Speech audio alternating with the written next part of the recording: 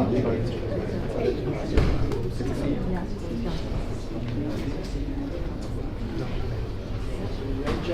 to start? I think we're ready, right? The sound is good, everyone? Yep, good. Okay, good afternoon, everyone. Thank you for joining us here today. I'm joined by my colleagues Vanessa Gibson, Majority Leader Lori Cumbo, the Chair of our Cultural and Libraries Committee, Jimmy Van Bramer, Rob Cornegie, whose district Weeksville is located in. The Executive Director, Rob Fields, is with us today. We're so grateful he's here, as well as Councilmember Debbie Rose and Councilmember Carlina Rivera. I want to thank you all for joining us today as we are trying to save a vital, vital piece of New York City's history, Weeksville Heritage Center. I want to thank all of the folks that I mentioned. I especially want to thank Rob Fields, who does a really, really incredible job for our city. He has worked tirelessly over the last few years to build this historic center so that visitors can learn more about one of the first communities of freed African Americans in the entire country. And I'm going to begin with a little bit of history of Weeksville, which is a multidisciplinary museum on the site of what was once a thriving 19th century free black community in Crown Heights. James Weeks, a black longshoreman, bought the land after New York abolished slavery, and soon enough a community was established there which included a school, a church, and a newspaper that published free reading lessons. Imagine what a community like this meant to those black women and men and children decades before the Emancipation Proclamation. Too often when we talk about American history, we talk about white American history. Weeksville shows us black American history like nowhere else in our entire city. And that is why today, collectively, all of us, we're urging that Mayor de Blasio add Weeksville to the cultural institution group commonly known as C.I.G. Its time has come. It is time to finally...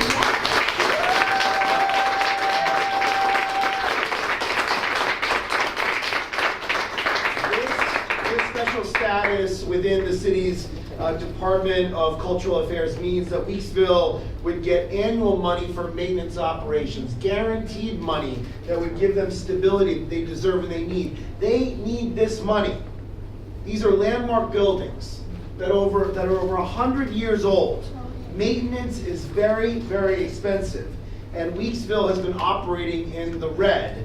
It recently started a crowdfunding source campaign to survive, and it saw a huge infusion of money right away, which shows the amount of support that there is for Weeksville.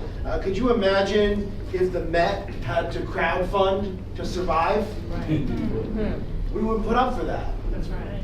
And Weeksville shouldn't have to do that either. That's right. Right. It's one of the most important sites in the country.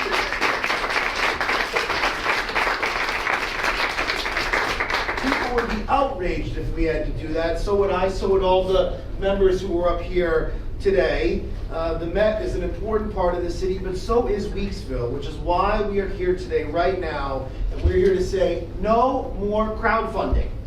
This is a sacred space, and we as a city must take care of our sacred spaces. That's right. Weeksville does get some money from the city, but it's unpredictable and in a really crazy way. Councilmember Chair Van Bramer was saying this earlier. The mayor's proposed as part of his budget a cut to cultural institutions. So actually in the current executive budget that's proposed, Weeksville would see a cut of money from what it currently gets. It's totally crazy.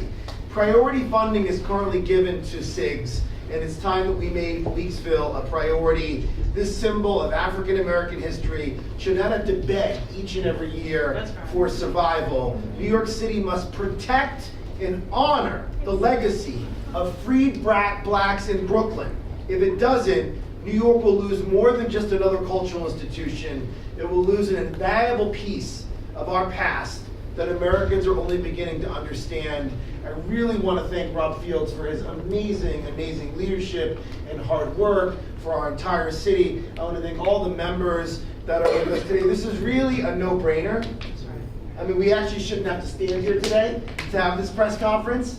This should get done, which is why we're doing this. I also want to thank the borough president of Brooklyn, Eric Adams, who can't be with us here today, but he has spent a long time on this, working hard on this, as has all the members who are with us today. I want to start by calling up the chair of our Cultural Affairs Committee, and then we're going to hear from the other council members, and we're going to hear from Rob Fields as well. So first up, I want to call up Jimmy Van Bramer. Thank you very much. Since we last added a member of the Cultural Institutions Group, and how fitting and how telling about his commitment to telling the true story of New York, that he's making this call for Weeksville to be made a member of the Cultural Institutions Group. I think Speaker Johnson deserves a round of applause for that. I also want to say to everyone who cares about Weeksville, you have a couple of fierce fighters in your corner. I cannot go anywhere in this building or anywhere within sight of this building without Majority Leader Lori Cumbo and Councilmember Rob Cornegay. They won't stop. And some advocates from the community who stopped me outside City Hall once at a rally for something else to say, we know you're the Cultural Affairs Chair. We've got to protect Weeksville. So I am very, very proud to be here as the chair, calling on the mayor and the Cultural Affairs Commissioner to make sure that Weeksville is made a member of the Cultural Institutions Group. Now, I want to say I visited a couple of years ago with Rob Cornegay, who walked me through, and I believe that no one can go to Weeksville without being deeply moved and touched and changed by the experience of Weeksville. I also want to say that you cannot tell the story of the City of New York and the people of the City of New York without telling the story of Weeksville.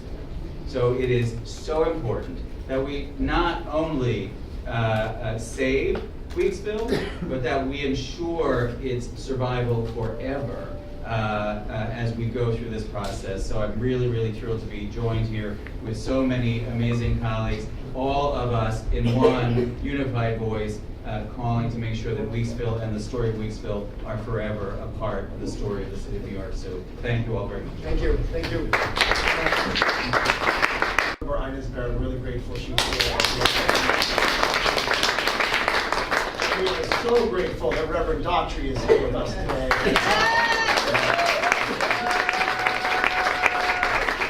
Councilmember Avery Samuels.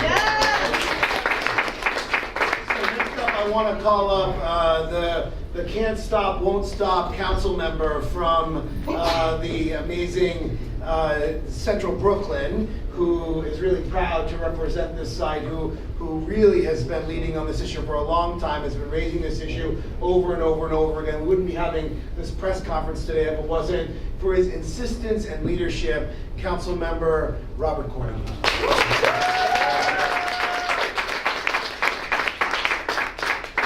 So that's only partly true. We're really having this press conference because my speaker decided that this was a priority. So Lori and I and Alika and Councilmember Barron have championed this issue about making sure that we're represented as culturals in the city of New York. But the speaker, which I don't know if you know how difficult it is to get the speaker at any time to come out to champion an issue. So I think it speaks to his leadership. So this isn't an issue that affects his district, but it's an issue that was important to myself and my colleagues. And consequently, he said, Rob, let's do something about this.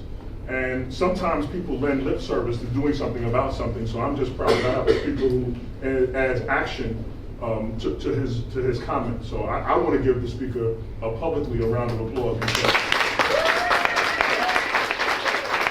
There are many ways that we can divide a city around socioeconomics, around race.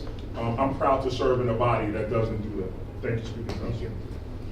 So I'm Councilmember Robert Cornegay. I have the proud distinction of serving Bedford-Stuyvesant and Northern Crown Heights, which to me is the intersection between self-determination and commitment.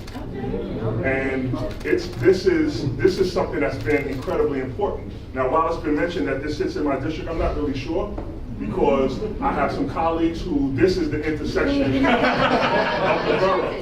Right, so Alika Samuels, this is something that I'm proud to argue over who's responsible for this particular cultural. But on any given day, you can see any of us frequenting it with our students, with our seniors, spending time there, looking at the programming, enjoying the the tenderfly houses.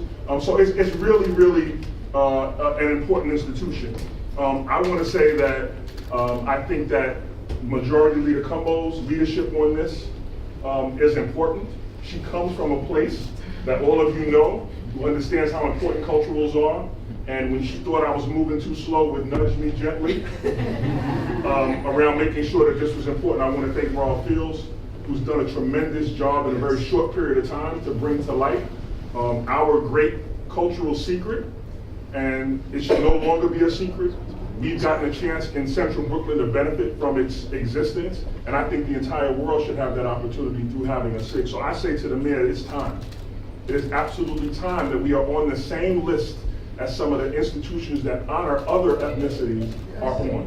We are beyond time. There's not one SIG of color, of black in Brooklyn. And I think we should start here, but not end here. That's right. Thank you.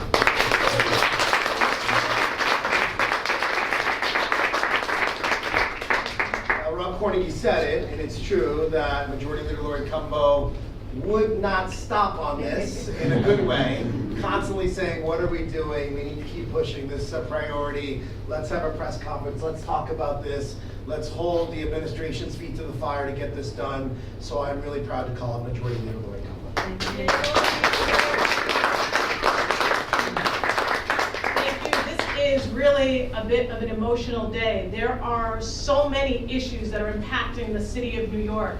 And for Speaker Corey Johnson to single this issue out in the midst of the budget process is extremely meaningful, it's extremely important, and it is so very appreciated because your voice lent to this very important cause. I am confident that with all of our support, we'll lift up this organization in a way that it deserves. And when I walked in here, as council members, we sometimes can be a little territorial. We have a tendency to fight for the things that are in our districts. But when I walked in and I see my sisters from Staten Island, from the Bronx, from Manhattan, over here I see Manhattan, I see Brooklyn, I see Queens. I mean, this is, the 5 boroughs are represented here for Weeksville.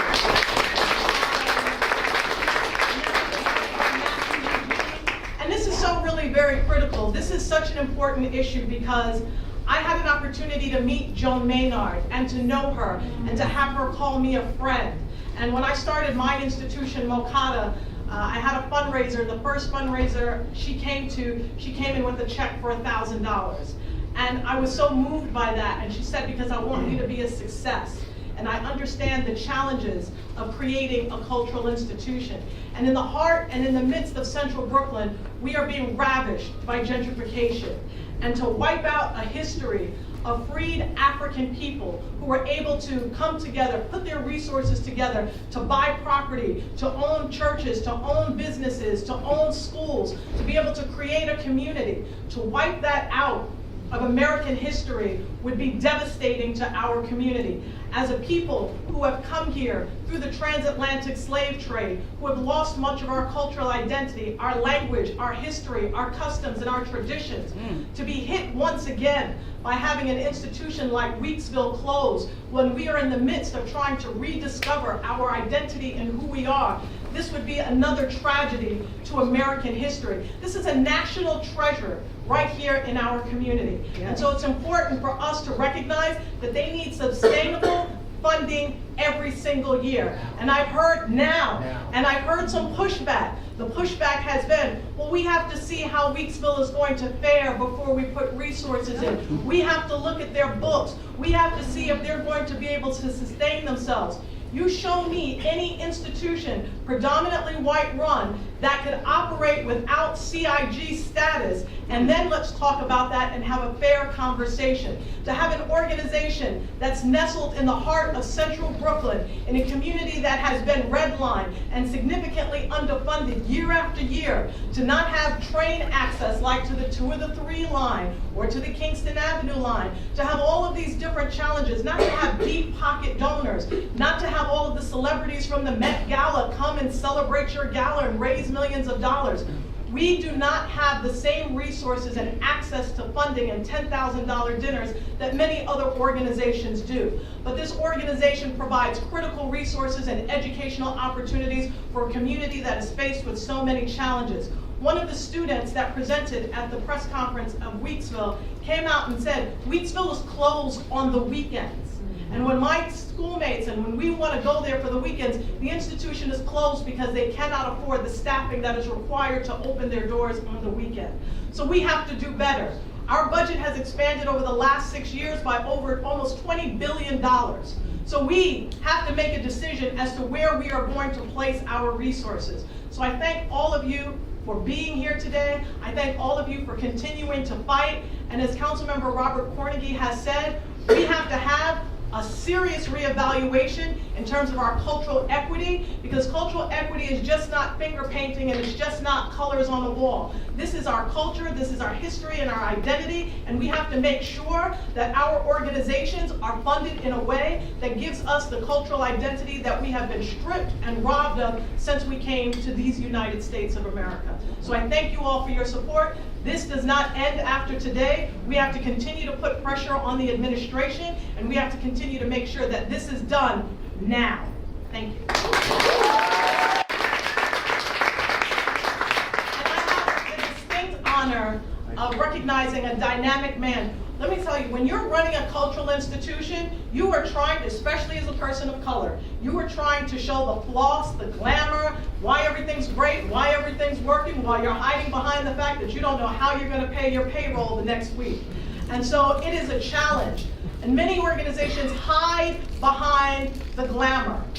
But Rob and his board of trustees had the courage to come forward and say, Weeksville needs help, Weeksville needs support. We have been taking this dynamic institution that Joan Maynard and others have founded, but we need the help of the city. We need our tax-paying dollars reinvested back into our institution. We're not asking for a handout. We are asking for our tax-paying dollars that we rightfully deserve brought back into our community. I thank you, Rob, for your leadership and for your support, and I would welcome you to explain to us why this C.I.G status is so important at this time.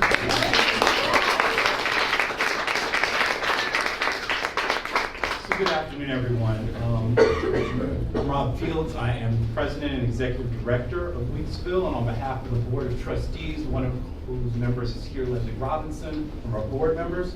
And on behalf of the staff, I want to thank everyone for being here today. I particularly want to recognize, again, our board and our staff, without whom nothing would get done. I want to thank them for their commitment to the institution.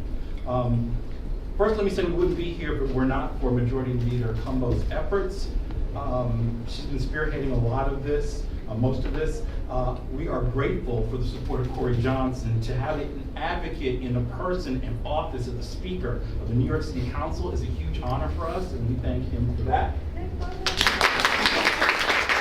also want to acknowledge Councilmember Jimmy Van Bramer, who chairs the Arts and Cultural Committee, and whose support we are also fortunate to have.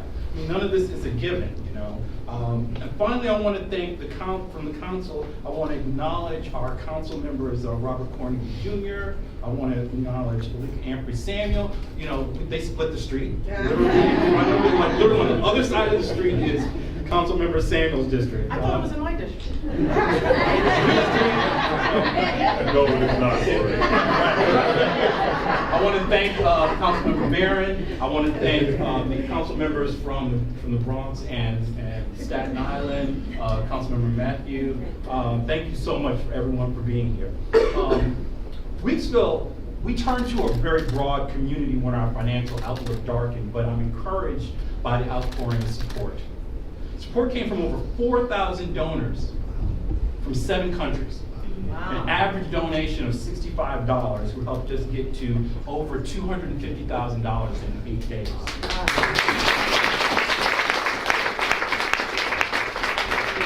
We're currently at $262,000 and change, and that's great. So I want to thank everyone who shared our crowdfunding campaign, who contributed, who encouraged other people to contribute. It's worth saying that, you know, A lot of that support also, has come from our public officials who have stepped up to help us figure out a path forward. Weeksville, as has been noted, is a critical part of New York City and American history, and the solution for us should involve the public sector as well.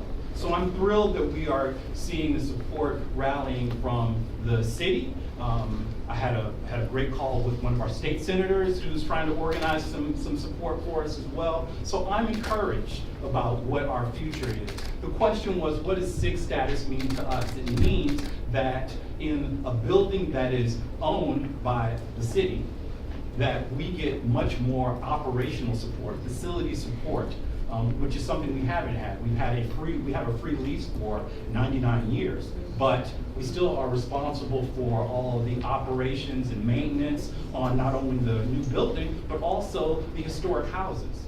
And so this is what SIG status would mean to us, just knowing that we can cover facilities costs and operate and start from a higher base of funding, a higher baseline of funding.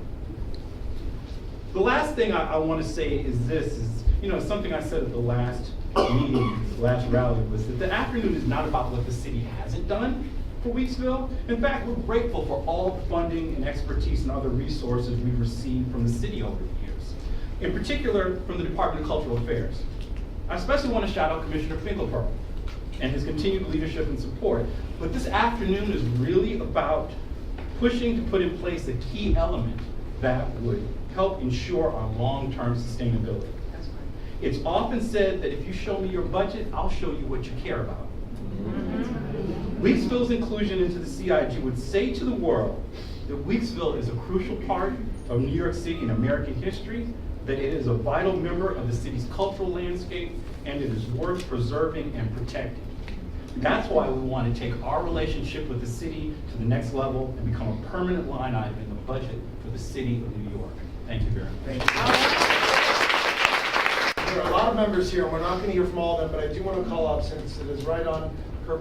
You're okay? Okay. Well, I want to call up, we have a special guest here today. I want to call up Reverend Daughtry, if you wanted to. Thank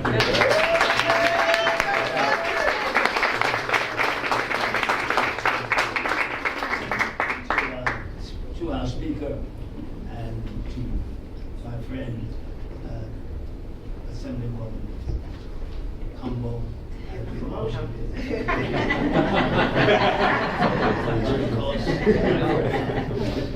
all of the elected officials. Well, once again, here we go.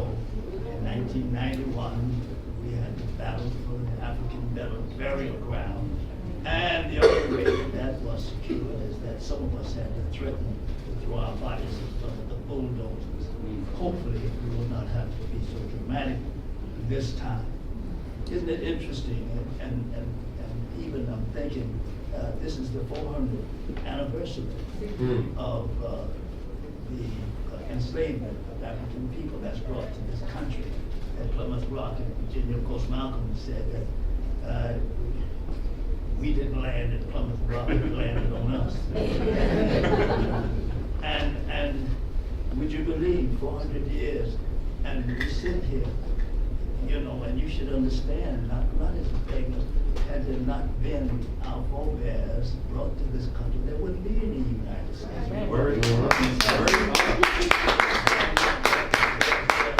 To build this country and to fight for it. As George Washington said, there'd be no Union victory without the black soldiers of the war. And as Abraham Lincoln said, there would not have been a victory for the Union forces had there not been black soldiers. So whether you talk about building or whether you talk about fighting, we were there. And so I'll conclude, a great book is Chancellor William, a great book, The Destruction of Black Civilizations. And in the flyleaf it said, the young man asked the old man, whatever happened to the great people of Sudan? And the old man said, they lost their history, so they died. Well, our history wasn't lost, it was stolen. It was twisted. And so we were told we came to the altar of civilization empty-handed. We were nothing and we did nothing. And so these cultural institutions we must have to rehearse again and again of the noble, the magnificent history of people of African ancestry. And to that extent that we recognize and appreciate the contribution of African people. That's why some of us believe in reparation, and all the presidential candidates now believe in reparation. So we want to thank those who are here, that we must keep Weeksville in operation optimally. Thank you. Thank you.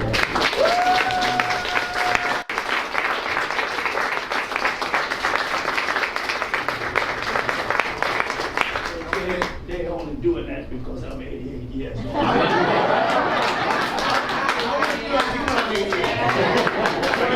second that motion. So I want to thank you all for coming here today. We're happy to take questions on topic on this, and I may not be the appropriate person to answer the questions, but I'm happy to help field them and parse them out to folks. So any on topic, Jordan?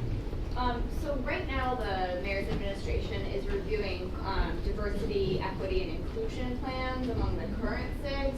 Has there been any discussion, or would you propose those institutions that don't commit to diversifying, that their money goes to Weeksville? I mean, that's a conversation to have, though I think that it actually doesn't even come down to that. We have a budget that, as the majority leader said, has grown by almost $20 billion in 5.5 years. So we do want to push for greater diversity in all of our cultural institutions. We all support that, but I'm not sure that's what we're talking about right now. We're talking about actually we should have more institutions that are part of the cultural institution group. There hasn't been a cultural institution that has been accepted since what year, Jimmy? Early 1980s. So over 30 years? So over 30 years. So now is a good time to have the conversation. So I'm not sure it really comes down to that. There's plenty of money in the budget. The mayor likes to say there's plenty of money in the world. It's just in the wrong people's hands. We're saying there's plenty of money in the city's budget, and we think that Weeksville deserves its fair share.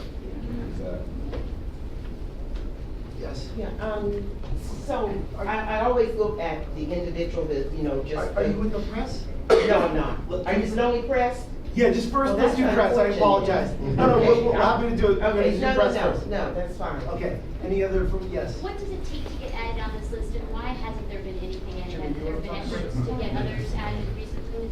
Well, the mayor and the commissioner, the Department of Cultural Affairs Commissioner, have the power to grant this status. And it is really at their discretion to decide to do this. We've spoken to Commissioner Finkelpearl. Maybe there's some conversations that have been also had with the mayor. As someone just said, they've said it's something they're thinking about, they're talking about, but the mayor has the ability to make this happen and make it happen soon, and that's why he should. Yes.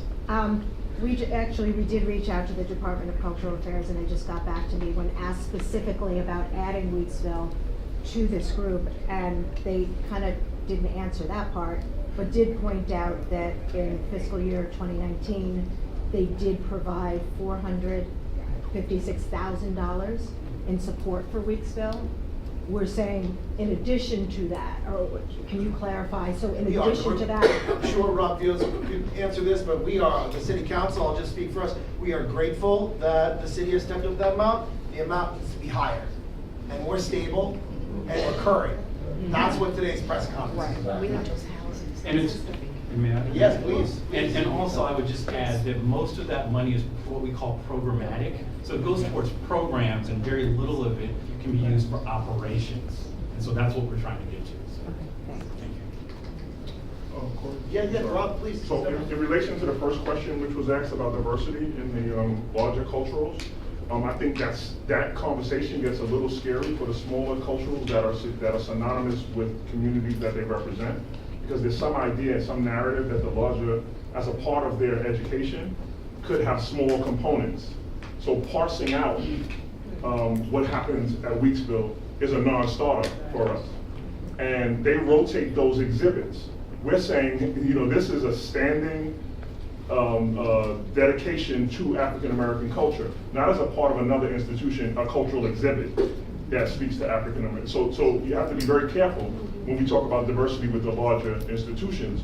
And I'm sure that Majority Leader Cumbo could attest to the fact that that sometimes resonates with culturals like Weeksville as taking what they have and dispersing it to other institutions, and that's the opposite.